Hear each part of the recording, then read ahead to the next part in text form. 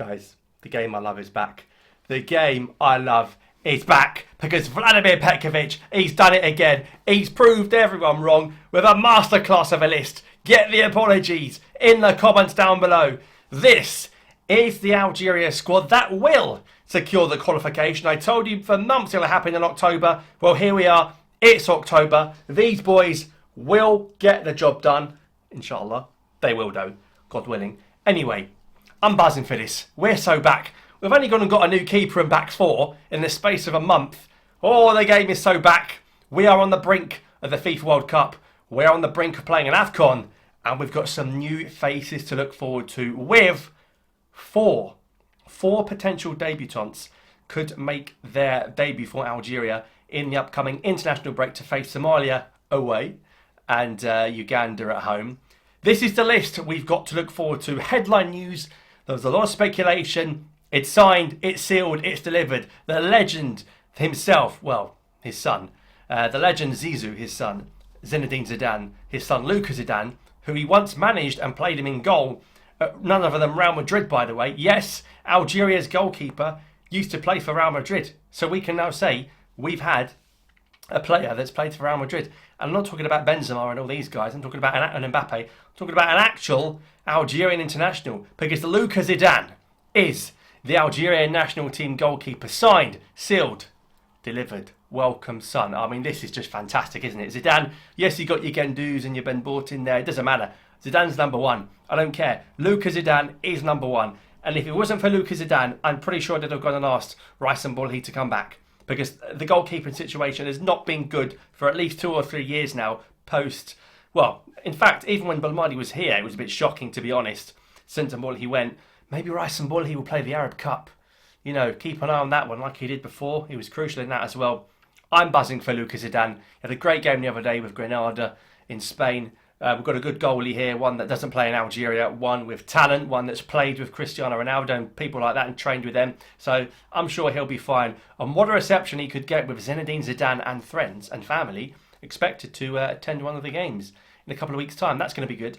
So Luca Zidane is in. The other 3 new faces are all in the defence. You've got Mehdi Dorval, who's played for Algeria at not main international level, but this is the first time he's in the main national team, half Algerian as well. He plays in Italy, as does Rafik Belghali, another fullback. Had a very good game the other day against Juventus. He plays for Hellas Verona in Serie A. He's born in Belgium. So we've got the Belgian Algerians on board as well. So Belghali's in, Dorval is in. Both of those players are fullbacks. Is the next one crucial? Samir Chergui, playing in Ligue 1 now at Paris FC. He's been there pretty much his whole career. You know, people saying he looks like he's from the desert and Bashar and all that, and he looks like an uncle that's about 40. Listen, this is a prime centre-back that is in his mid-20s. This is exactly what we need. Get him in. Get Samir in the starting lineup, please. Samir Chergui, welcome. Again, a player we spoke about before this squad came out. So, we could, if we wanted to, and respectively, we're playing Somalia. So this is, if you're ever going to experiment and you're at home, sorry, away, this is the time to do it. Zidane in goal. Imagine you play Dorval, Ben Sebaini, Chergui and Belghali. You've literally got a new keeper in back four. Oh, the game's back. The game I love is back. Where's the game gone? There it is. It's so back. You got your usual suspects, of course, like Ben Sebaini, Hadjem, Tugay are in there, Gitoun and Mehdi. So obviously Ait-Nouri's injured. Yusuf Attal is injured. And we haven't got Tuba in here, who has been playing quite well with Panathinaikos. He's been playing in Europe with them as well. They've strung a few wins together in Greece. No Tuba in the squad. Still no Nair or Moderni. Of course, those guys have been suffering with injuries as well.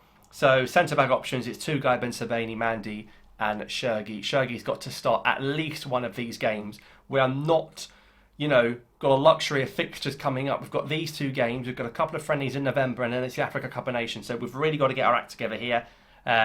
Obviously, Ben Sebaini can play left back if he needs to, but we've got Hadjem, we've got Gitoun, we've got Dorval, we've got Belghali for the fullback areas. Yusuf Attal also injured. You know, I'm not sure I'd take Attal to AFCON if I'm being totally honest. With the injury risk he possesses and the fact that Yusuf Attal can play in an Arab Cup, I'm not sure if that's a guy I'd want to be bringing into an AFCON. I mean, he's a bit of a liability even when he's fit. It's amazing going forward. He just cannot defend. Zarouki's not in the team. Awar's not in the team. Benassa's not in the team. All various reasons. Benassa's just getting back to fitness. Awar is obviously injured, and Zarouki's just crap. So they're not in. But we have got Bentala, Boudaoui, Zorgan. You know, Zorgan's playing in the Champions League. I'm not a huge fan, but if he's playing in the Champions League, you know, it'd be a bit silly not to call him. Ilan Kabal is in. He's playing well in Liga. He's actually a teammate of Samir Chergui. And Mazza. Now, I think Mazza struggled at club level. He's got to be in the squad, but I think that's not his fault. Leverkusen are a mess since Xabi Alonso's left. Half the squad's left.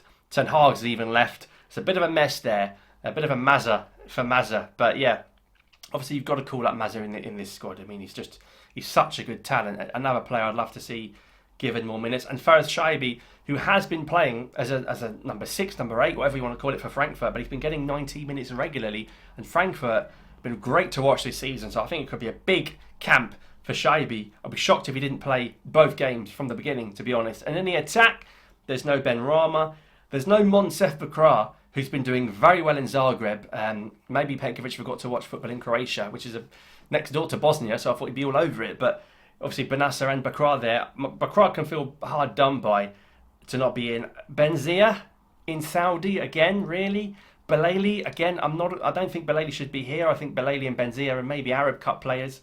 Buenani's a guy that had to come back. Gone to Stuttgart, done very well. Also, Hajm also had to be in. Mahrez, whether you like him or not, I do, and he is the captain. Until he's not the captain, he will be in and he will play. Bunja, Guiri, and Schiaka, who's gone on loan in Denmark from Copenhagen to another lower league Danish team. He started off the season relatively well too, so he should be in, and he is in. But I think Bakra can feel hard done by. I've been made it very clear. If Belghali plays against Somalia and scores 2 goals, it does not mean anything. What a waste that is. I don't see the point of that. You don't.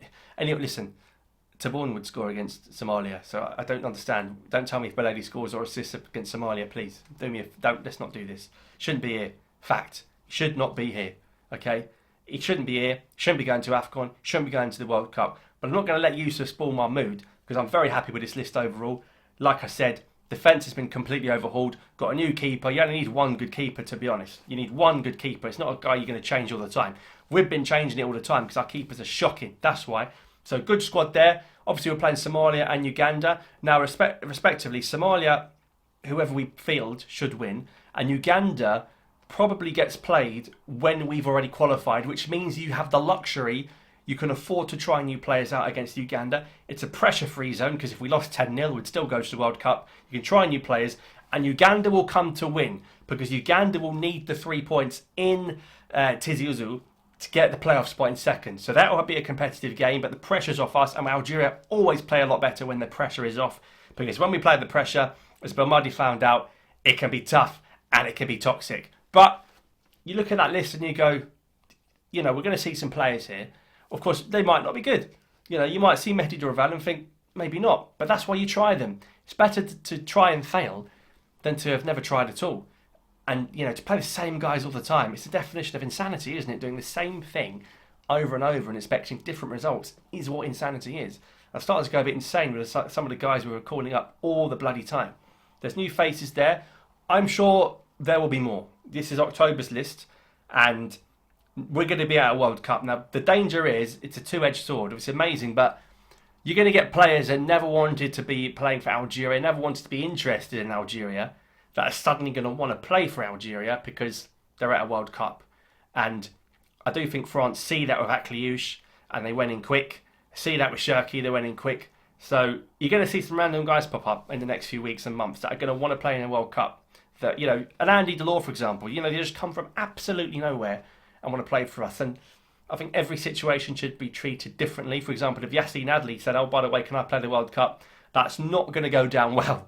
Really not going to go down well. But I hope these guys do well. I'm very much behind Petkovic. I think a lot of people are going to be apologising to him when he proves them wrong. And let's see what we can do. So the target is beat Somalia and then try a bunch of new players against Uganda and get to the World Cup. The draw for the World Cup is in 2 months' time. The clock's ticking. And we're going to be on that journey together. Drop a like, let me know your thoughts. And I'll see you next time.